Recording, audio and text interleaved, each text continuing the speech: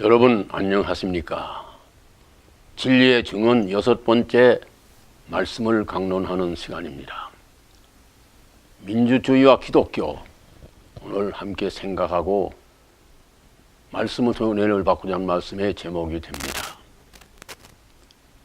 오늘도 하나님을 경외하며 진리의 말씀을 사랑하고 말씀을 경청하는 모든 이들 위해 하나님의 크신 성청과 은복이 더욱 충만하시기를 주 예수님의 이름으로 축원합니다.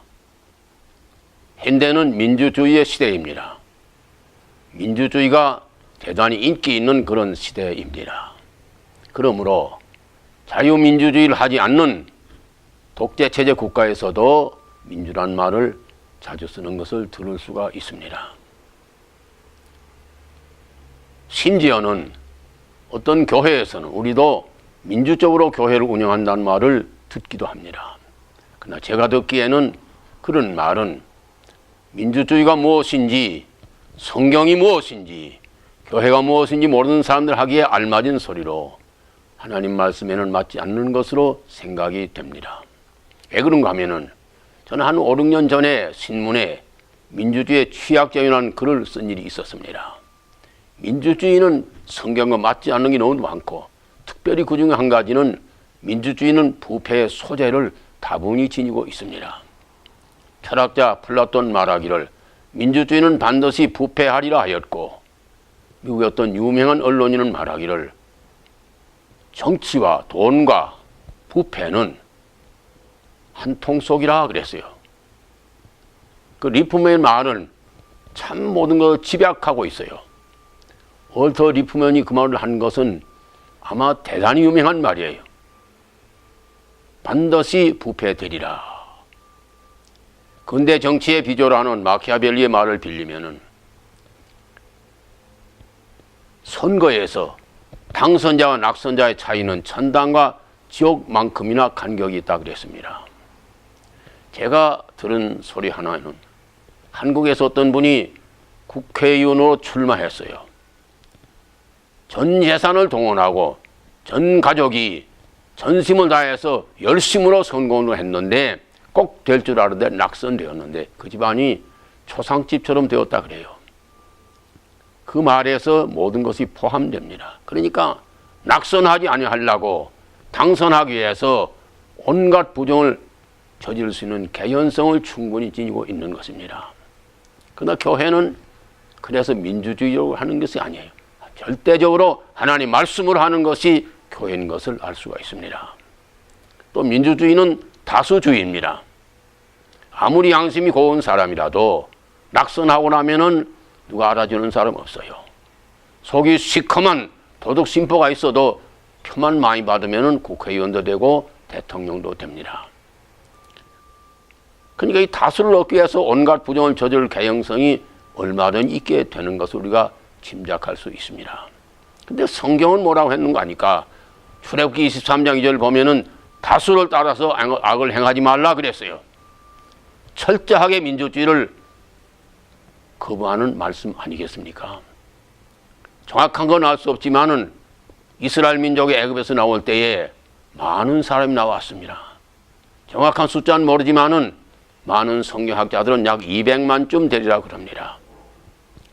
근데 고린도전서 10장 5절 보면은 하나님께서 그 다수를 기뻐하지 아니하심으로 광야에서 멸망을 받았다 그러고, 하나님 말씀을 끝까지 순종하고 믿은 여호수아 갈렙 두 사람만 약속의 복지에 들어갈 수 있게 했습니다.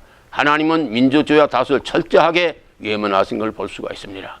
그뿐만 아니라 역대 위대한 신앙의 선인들도 그분들은 민주주의를 실복한 사람이 아니고 다수주의에 굴복한 사람이 아니었어요.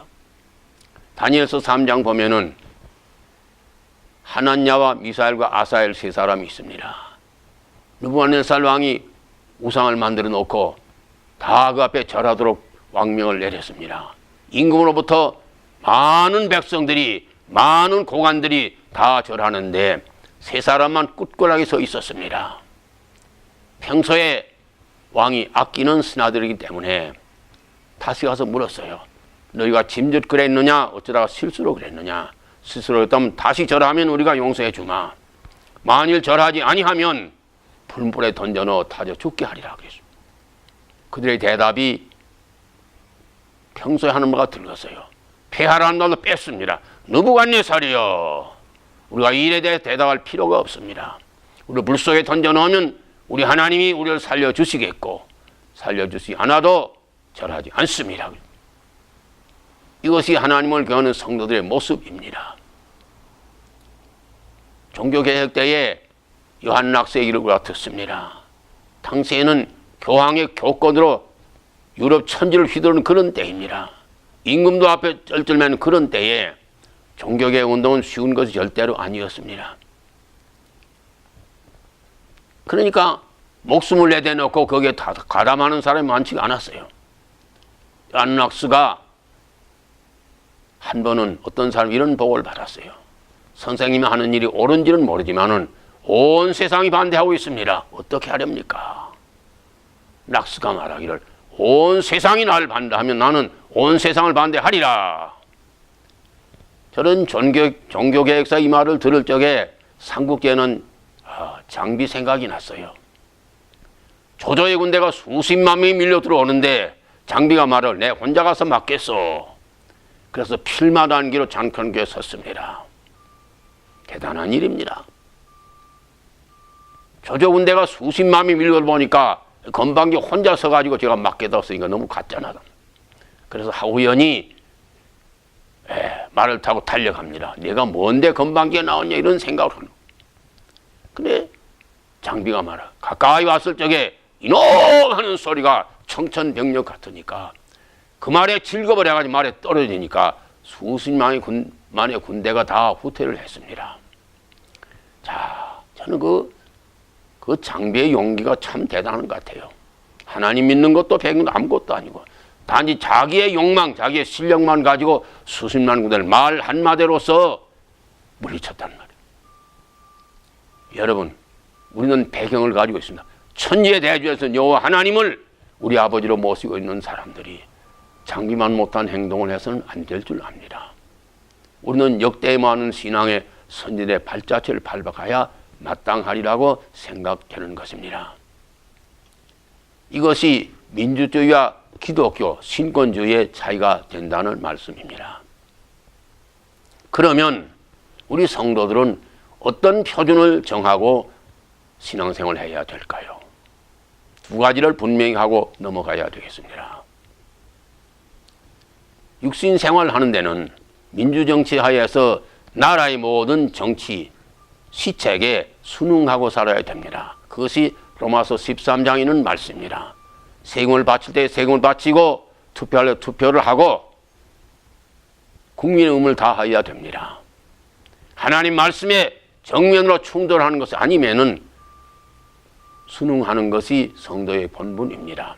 역대의 모든 신앙의 선인들은 철저한 애국주의자였습니다. 애국자였어요. 우리도 나라에 잘 순응하고 살아야 됩니다. 그러나 하나님 말씀 있는 신앙생활에 있어서는 민주적으로 다수적으로 하면 안 되는 것입니다. 그것은 철저하게 지켜야 되는 것입니다.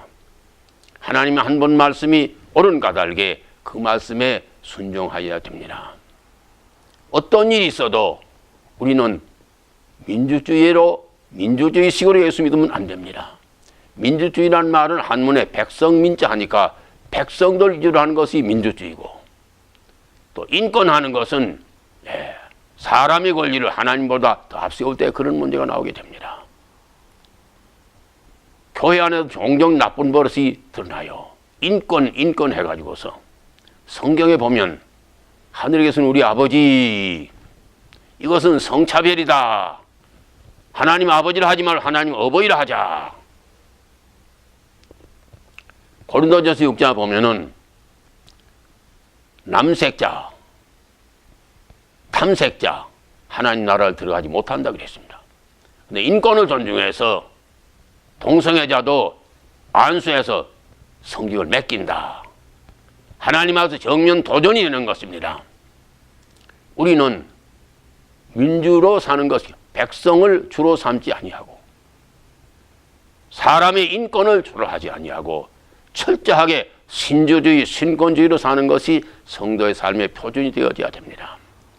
예를 들면은 한 교회 100명이 다 100사람이 동의해서 결정하는 사건이라도 하나님 말씀 어긋나면은 한 사람의 말이라도 반드시 그 말씀에 순종하여 하는 것이 성경의 진리입니다. 그것이 우리가 신권을 따르는 것, 인권을 따르고 민권을 따르는 것이 아니라 하나님 말씀을 따르는 것입니다. 과거에 하나님 믿는 잘 믿는 성도들은 철저하게 신권주의로 살았어요.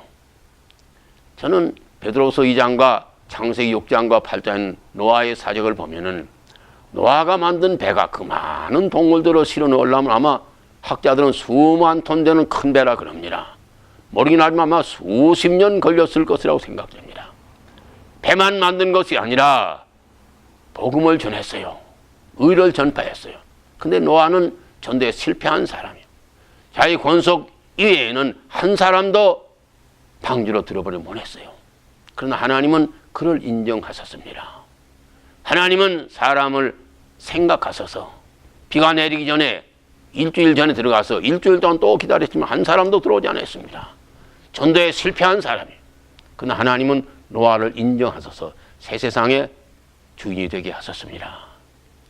스데반은 돌에 맞아 죽도록 전도해도 한 사람도 전도하지 못했지만은 주님은 그를 사랑하셔서 땅 위에서 그의 거룩한 모습을 보여주셨습니다.